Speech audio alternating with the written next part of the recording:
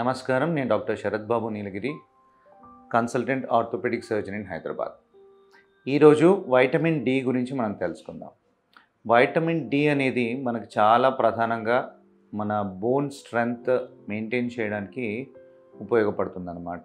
So ఈ vitamin D తక్కువగా ఉండడం వల్ల చాలా మందిలో లెథార్జీ అంటే జనరలైజ్డ్గా బాడీ వీక్నెస్ కానీ, బోన్ పెయిన్స్, చిన్నపిల్లలలో బోన్ పెయిన్స్ చూడటము, రాత్రిపూట వాళ్ళు పడుకున్నప్పుడు నొప్పులు అవి చెప్పడము, ఇవన్నీ. పెద్దవాళ్ళలో అయితే ఆస్టియోపోరోసిస్, ఆస్టియోమలేసియా అనే కండిషన్స్కి ఈ వైటమిన్ డి డెఫిషియన్సీ దారితీస్తుంది. ఈ విటమిన్ డి అనేది ఫ్యాట్ సాల్యుబుల్ విటమిన్. ఇది మనకి శరీరంలో చర్మం నుండి మనకి తయారవుతుందన్నమాట. ఎప్పుడైతే సన్ ఎక్స్పోజర్ ఉన్నప్పుడు చర్మం నుండి మనకి వైటమిన్ డి తయారవుతుంది. ఈ తయారైన వైటమిన్ డి మళ్ళీ తర్వాత లివర్లో ఇంకా కిడ్నీలో ఉండే ఎంజైమ్స్ వల్ల యాక్టివ్ ఫామ్ ఆఫ్ విటమిన్ డిగా కన్వర్ట్ అవుతుంది. ఈ విటమిన్ డి యాక్టివ్ ఫామ్ ఏం చేస్తుంది అంటే మనకి మన బాడీ నుండి కాల్షియం అబ్జార్ప్షన్ని కోసం ఉపయోగపడుతుంది. అండ్ ఈ vitamin D phosphorus and magnesium absorption వల్ల బోన్ స్ట్రెంగ్త్ని కంటిన్యూస్గా మెయింటైన్ చేయడానికి బాగా ఉపయోగపడుతుంది అన్నమాట. సో ఈ వైటమిన్ డి డెఫిషియన్సీ వల్ల మనం ప్రధానంగా ఎక్కువగా చూసేది ఏంటి అంటే బోన్ వీక్నెస్, ఇంకా బాడీ పెయిన్స్. చాలా మట్టుకు ఇప్పుడు పరిశోధనల్లో తేలింది ఏంటి అంటే vitamin D deficiencies associated with క్యాన్సర్తో కానీ, కార్డియోవాస్కులర్ డిసీజెస్, గుండెకు సంబంధించిన జబ్బులతో కూడా, అండ్ కొంతమందిలో డిప్రెషన్కి కూడా గురి చేయడానికి అవకాశం ఉంటుంది. ఇంకా కొన్ని మాల్ అబ్జార్ప్షన్ సిండ్రోమ్స్కి కూడా దారితీస్తుంది. చాలా మట్టుకి కొంతమందికి అర్థమవదు, అన్ని పరీక్షలు బాగానే ఉంటాయి కానీ రెగ్యులర్గా బోన్ పెయిన్స్ రావడము, వీక్నెస్ అనిపించడము, అవన్నీ చేస్తున్నప్పుడు నేను ప్రధానంగా చాలామందికి అయితే వైటమిన్ డి B12 అనేది రెగ్యులర్గా బ్లడ్ టెస్ట్లో చెక్ చేస్తానన్నమాట. సో ఇది మనకి ఎలా తెలుసుకుంటాం విటమిన్ డి డెఫిషియన్సీ ఉంది అంటే blood test, serum vitamin D అనేది బ్లడ్ టెస్ట్ చేసినప్పుడు 30 nanograms/ml కన్నా తక్కువ ఎప్పుడైతే విటమిన్ డి లెవెల్స్ ఉన్నాయో దాన్ని డెఫిషియన్సీ అంటాం. సో ఈ డెఫిషియన్సీ ఉన్నప్పుడు ఏం చేస్తామంటే ఆ వైటమిన్ డి సప్లిమెంట్స్ యూస్ చేయాల్సిన అవసరం ఉంటుంది. సో ఈ ప్రధానంగా ఇప్పుడు వైటమిన్ డి డెఫిషియన్సీ రాకుండా ఎలా జాగ్రత్తలు తీసుకోవాలో ఫస్ట్ చర్చిద్దాం. వైటమిన్ డి డెఫిషియన్సీ రాకుండా ఉండాలి అంటే సన్ ఎక్స్పోజర్ అనేది చాలా ఇంపార్టెంట్. రోజు అట్లీస్ట్ హాఫ్ అన్ అవర్ అయినా కానీ సన్ ఎక్స్పోజర్ అనేది కంపల్సరీ అవసరం.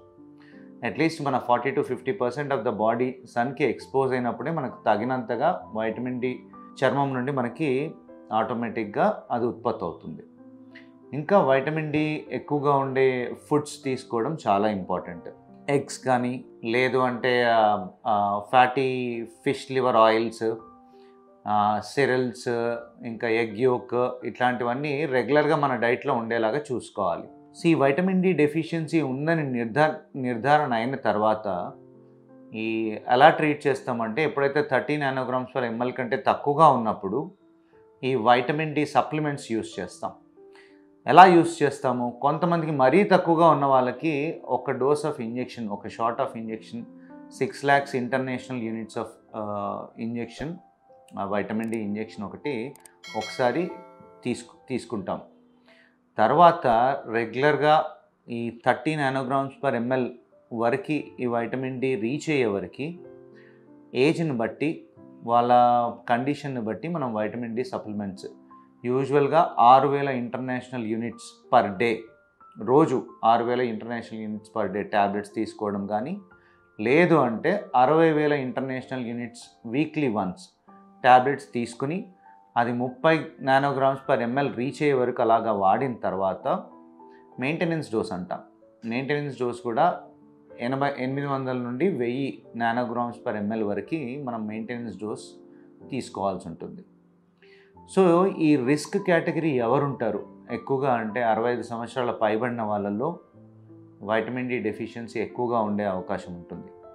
సో వాళ్ళలో విటమిన్ డి డెఫిషియన్సీ రాకుండా ఉండడానికి ముందు నుండే మనం 800 నుండి 1000 grams international units per day vitamin D tablets అనేవి రెగ్యులర్గా తీసుకోమని అడ్వైస్ చేస్తూ ఉంటాం. సో ఈ డెఫిషియన్సీ రాకుండా ప్రివెంటివ్గా మనం వైటమిన్ డి సప్లిమెంట్స్ ఇవ్వడం అంటే అలా. సో ఈ వైటమిన్ డి డెఫిషియన్సీకి ఇంకా ఏంటి ప్రధాన కారణాలు? మనం ఆల్రెడీ డిస్కస్ చేసుకున్నాం, సన్లైట్ ఎక్స్పోజర్ అనేది చాలా ఇంపార్టెంట్. ఇప్పుడు అందరూ ఇండోర్ వర్క్ ఎక్కువగా అలవాటు పడిపోయి ట్రావెల్ కూడా ఎక్కువగా చేయకుండా లేదా ఏసీ కార్లలో ఏసీ బస్సులలో తిరగడము అదంతా అలవాటైన తర్వాత ఎక్స్పోజర్ లేదు కాబట్టి వైటమిన్ డి డెఫిషియన్సీ అనేది సన్ ఎక్స్పోజర్ తక్కువగా ఉండడం వల్ల చాలామందికి వస్తూ ఉంటుంది. కొంతమందిలో ఏంటి అంటే మాల్ అబ్జార్ప్షన్ సిండ్రోమ్స్ అంటాం. మనకి ఇంటెస్టైన్స్లో కొన్ని అబ్జార్ప్షన్స్, కొన్ని ప్రాబ్లమ్స్ ఉండడం వల్ల వైటమిన్ డి అబ్జార్ప్షన్ అనేది తగ్గిపోతుంది. కొంతమందికి ఇన్ఫ్లమేటరీ బౌల్ డిసీజ్ అంటాము. కొంతమందిలో అబ్జార్ప్షన్ సిండ్రోమ్స్ ఉన్న వాళ్ళలో కాల్షియం అబ్జార్ప్షన్ అనేది వైటమిన్ డి డెఫిషియన్సీ వల్ల అబ్జార్బ్ అవ్వడం తక్కువగా అయిపోతుంది. ఇంకా వేరే ఇష్యూస్ ఏంటంటే కిడ్నీ డిసీజెస్ ఉన్న వాళ్ళలో కిడ్నీలో ఒక ఎంజైమ్ ఉంటుంది. ఆ ఎంజైమ్ ఉన్నప్పుడే, ఎంజైమ్ సరిగా పనిచేస్తున్నప్పుడే వైటమిన్ డి యాక్టివ్ ఫామ్లో కన్వర్ట్ అవుతుందన్నమాట. అలాగే లివర్లో కూడా ఒక ఎంజైమ్ ఉంటుంది. లివర్ డిసీజెస్, కిడ్నీ డిసీజెస్ ఉన్న వాళ్ళల్లో కూడా వైటమిన్ డి డెఫిషియన్సీ ఎక్కువగా చూస్తూ ఉంటాం.